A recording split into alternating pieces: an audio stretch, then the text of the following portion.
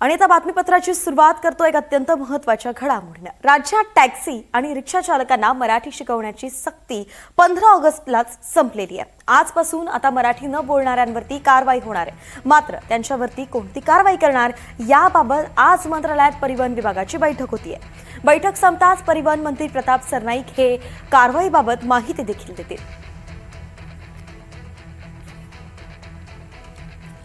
विशाल पाटील आपले प्रतिनिधी आपल्यासोबत जोडले गेले आहेत। विशाल, बैठक किती वाजता होणार आहे आणि केव्हा मग सरनाईक माध्यमांशी बोलू शकतात?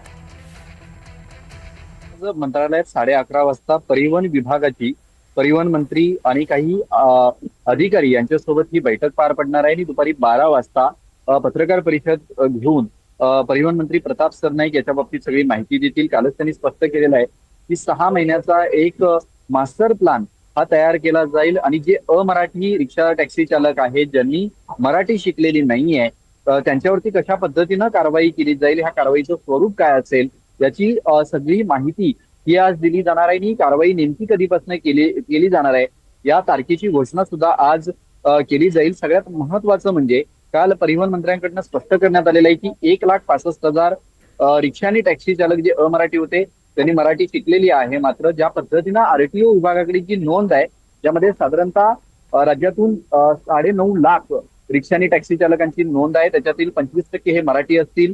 1,65,000 रिक्षा टॅक्सी चालक जे अमराठी होते त्यांनी मराठी शिकलेले आहे। मात्र उर्वरित 4.5 ते 5 लाख अमराठी रिक्षा आणि टॅक्सी चालक आहेत, त्यांच्या बाबतीत कारवाई जी आहे ही मोठ्या प्रमाणात केली जाऊ शकते आणि त्याच अनुषंगानं आज हा मास्टर प्लॅन हा बनवला जाणार आहे आणि पुढील 6 महिने कशा पद्धतीनं त्या कारवाईचं स्वरूप असेल याच्या बाबतीत माहिती परिवहन मंत्र्यांकडून आज दिली जाणार आहे। वैष्णवी, धन्यवाद विशाल, सविस्तर माहिती आपण दिली आहे या बैठकी संदर्भात। तर 18 मराठी वाक्य शिकून हेतू साध्य होणार का असा सवाल आता उपस्थित केला जातोय।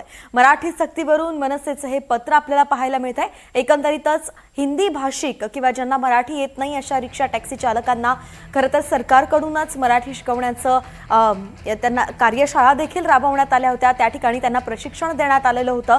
मात्र यामध्ये काही प्रश्न आहेत जे त्यांना शिकवले जात आहेत, त्याची उत्तरं कशी द्यायची हे शिकवलं जात आहे आणि यावरूनच आता आपण पाहतोय की मनसे जी आहे ती आक्रमक झालेली आहे। प्रश्न उपस्थित केलाय मनसेनं की 18 मराठी वाक्य शिकून हेतू साध्य होणार आहे का?